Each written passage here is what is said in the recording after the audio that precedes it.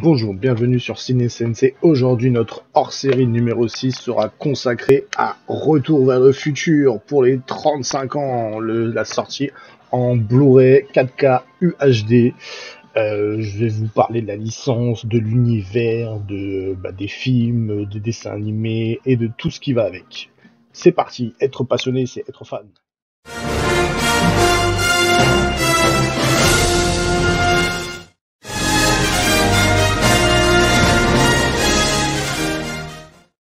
Alors, si on pouvait mettre Retour vers le futur dans une catégorie, je la mettrais plus dans comédie fantastique, hein, bien sûr. Du coup, qu'est-ce que c'est? C'est tout simplement un jeune qui sort du lycée, qui a un copain mais complètement cinglé, qui est le professeur, le docteur Emmett Brown, qui est un scientifique, qui a inventé la machine à remonter le temps. Et le truc le plus cool dedans, c'est que c'est dans une DeLorean, juste la voiture qui déchire. Donc comme je l'ai dit, une des troisième stars, même la big star, je pense qu'on identifie direct Retour vers le futur, c'est à la DeLorean. Ce qui est un peu drôle avec cette histoire, c'est qu'au départ, le réalisateur qui s'appelle Robert Zemeckis, si je le prononce bien, ouais c'est ça, il a fait des films comme pour ceux qui connaissent Forrest Gump, il a fait un truc qui s'appelle le Pôle Express, qui est un dessin animé super beau pour Noël. Et comme je vous l'ai dit, oui, en fait, lui, il voulait que ça soit un frigidaire qui remonte le temps, donc c'est un truc complètement débile. Et à partir du moment où ils ont commencé la production, en fait, Spielberg, qui est producteur, parce qu'avec sa boîte de Amblin Entertainment et Universal, et il a intervenu, il a dit non, je préférais que tu mettes ça dans une voiture. Et du coup est venue l'idée de la DeLorean qui est vachement plus cool. Et je pense que direct quand on pense à Retour vers le futur, on pense forcément à la DeLorean et puis à Marty et son copain Emmett Brown. Donc moi j'ai connu forcément comme tout le monde en 85 quand c'est sorti à l'époque à la télé. Du coup moi j'étais un jeune ciné sensei, j'étais un petit, ça passait tout le temps chaque année. Donc à chaque fois que je les voyais à la télé, je kiffais parce que j'adorais forcément quand on est petit on kiffe sur la voiture. Et puis en grandissant, on s'intéresse à l'histoire. Et puis moi, l'histoire est plutôt sympa. C'est juste l'histoire tout simplement d'un jeune lycéen de 17 ou 18 ans qui a une copine, enfin sa vie de lycéen comme tout le monde quoi. Et du jour au lendemain, son professeur, son ami docteur Emmett Brown lui demande de filmer sa première expérience, comme quoi il va remonter dans le temps. Et ce qui se passe, c'est qu'au tout départ, la DeLorean doit avoir comment dirais-je, un matériau hyper rare qui est du plutonium, qui est dans les missiles et tout ça. Et du coup, les fameux terroristes à qui il a arnaqué un peu pour avoir ce fameux matériau, qui est très important pour faire démarrer la voiture, du coup, le retrouve et l'assasine. Et du coup, de panique, Marty McFly, qui est rejoué par Michael J. Fox, qui a joué dans Fantôme contre Fantôme et Teen Wolf, voit Dr. Emmett Brown, qui est joué par Christopher Lloyd. Pour ceux qui connaissent, il a joué dans Star Trek 3, le film, et qui veut la peau de Roger Rabbit. Décide de prendre la voiture, la DeLorean, et partir dans le passé. Mais malheureusement, ce qu'il se rend pas compte, c'est que c'était enclenché pour 1955. Et du coup, le voilà plongé dans les aventures de 1955, où ses parents sont des jeunes étudiants comme lui, des jeunes lycéens, et le docteur Emmett Brown est toujours là, et c'est un jeune scientifique qui n'a toujours pas inventé d'objets ou d'inventions qui fonctionnent. Tout simplement. Donc ce qui a fait le succès de la série, forcément, c'est l'histoire, les personnages qui sont attachants, parce que c'est des mecs comme tout le monde, qui leur arrivent des aventures extraordinaires. Et tout simplement l'humour, il y a beaucoup d'humour dans les Retours vers le futur, c'est hyper drôle. Le duo Michael J. Fox et Christopher Lloyd est juste énorme. Moi je suis très content parce qu'il y a eu des jeux vidéo, il y a eu un dessin animé qui est sorti en 91, qui a duré 2 saisons jusqu'à 92. En fait ça a duré pendant des années et des années. Apparemment il y avait une rumeur comme quoi ils voulaient faire un 4 ou un remasterisé. Et du coup Robert Zemeckis et la production a décidé que non, Retour vers le futur restait unique en son genre et ne sera pas rebooté ou remasterisé ou même quoi que ce soit ou une suite. Ce qui est un peu dommage avec cette histoire, c'est que Michael J. Fox, qui était un jeune acteur prometteur, qui avait fait quelques films à grand succès, malheureusement par la suite a eu la maladie de Parkinson, donc le pauvre a pu et encore en souffre aujourd'hui. Et du coup, sa carrière a été un peu vue à la baisse à cause de cette maladie. Bon, il a continué à faire des films, des séries, etc. Mais malheureusement, c'était pas aussi top que ça. En fait, Retour vers le futur, c'est vraiment la licence qui l'a propulsé, comme Christopher Lloyd. au rang de big star aux États-Unis et au monde entier, quoi. Et du coup, c'est un film drôle qu'on peut revoir. Bah, la version UHD 4K est vachement bien faite, c'est remasterisé, les images sont plus jolies. Bah après, l'histoire elle a rien changé en soi, hein, c'est juste les images plus jolies, il y a une restauration d'images, du son, enfin voilà quoi, c'est le classique remasterisé. Après, ce qu'on apprécie énormément aussi, c'est la musique, hein, qui est vachement culte. Hein. Bien sûr, tout le monde connaît la chanson Power of Love ou la chanson des ZZ Top dans Retour vers le futur 3.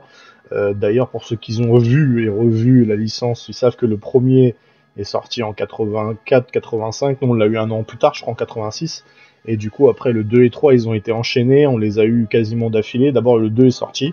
Et un an après, quasiment, ou quelques mois après, est sorti le 3, qui est vraiment un des meilleurs pour moi, avec le 2, parce que ça se passe au Far West, avec les cowboys et tout, c'est vraiment excellent. Et puis en fait, ce qui est bien dans le 2, c'est qu'on part vraiment dans le futur, pour le coup, et ce que j'ai trouvé ça drôle, c'est qu'en le revoyant encore aujourd'hui, il est projeté en 2017 ou un truc comme ça, donc quand vous regardez, nous on est en 2021, et il n'y a rien qu'à changer. Mais c'est vrai que ça reste une licence à part, c'est un film d'une génération qu'on a plaisir de revoir, de se taper des barres de rire.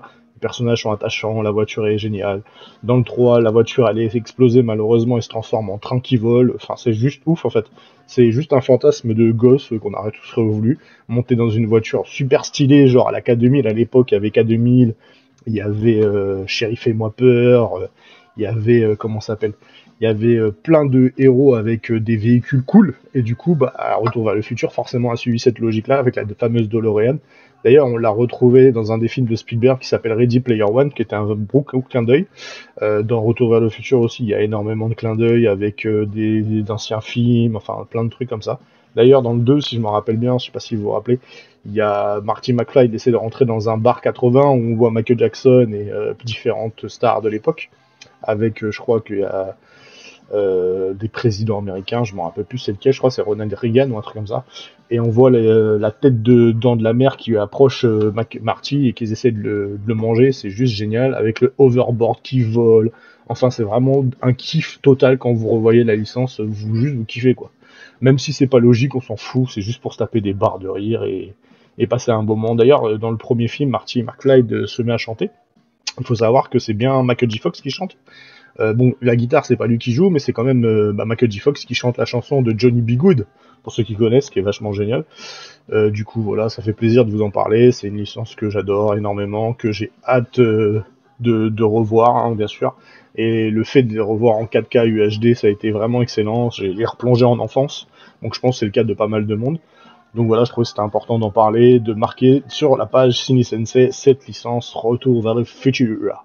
Donc j'espère que cette vidéo vous a plu. Bien sûr, il y a eu un jeu vidéo qui a été fait par Tetley Series. À l'époque, c'était ceux qui avaient fait d'abord Walking Dead. Ils avaient fait aussi un Retour vers le futur, genre un épisode 4, soi-disant en espèce d'image 3D bizarre. Et bien sûr, il y a eu le fameux dessin animé qui a duré 2 saisons, qui était sympa. Et puis voilà, et puis pas mal de clins d'œil. Je sais qu'il y a eu une grosse projection au Grand Rex que malheureusement j'ai pas été voir, où il y avait les acteurs qui étaient revenus à Paris avec la DeLorean. C'était juste génial. La DeLorean au Grand Rex, ça devait être la folie. Et du coup, voilà quoi. Michael J. Fox et Christophe Lloyd apparaissent souvent dans les salons, les machins comme ça, pour faire des petites dédicaces.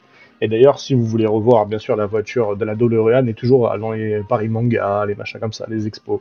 Et je trouve ça génial parce que c'est vraiment un film qui a marqué une période de ma vie, même la période de tout le monde, hein, reste fun et cool, où on avait envie tous d'être jeunes et branchés avec notre skateboard, à faire comme Marty McFly, à s'accrocher à des voitures. D'ailleurs, dans le premier, on voit Steven Spielberg qui conduit Marty McFly dans une voiture.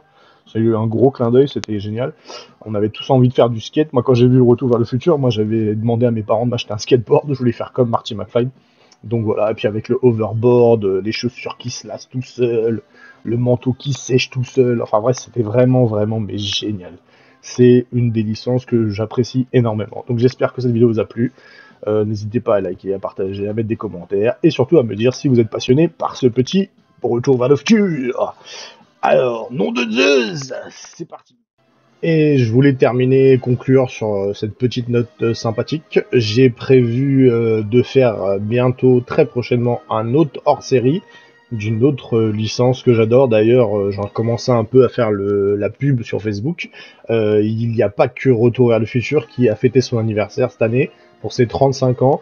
Vous imaginez, moi j'en ai 38 maintenant aujourd'hui. À l'époque c'est sorti, j'avais 3 ans.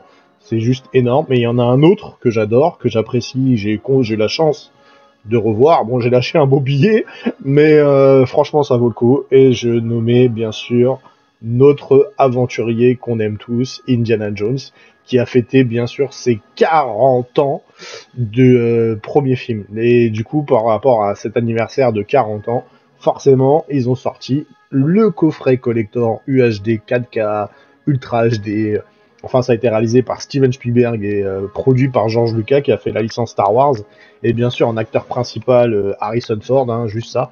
D'ailleurs, un 5 est prévu pour 2022, si tout va bien. C'est bien parti, en tout cas, le tournage a commencé. Donc, cette prochain hors-série numéro 7 sera consacré à Indiana Jones. Gloire et fortune, les amis, gloire et fortune. Alors, surtout, gardez le fan spirit en vous, passez une bonne journée, et être passionné, c'est être fan. Bye.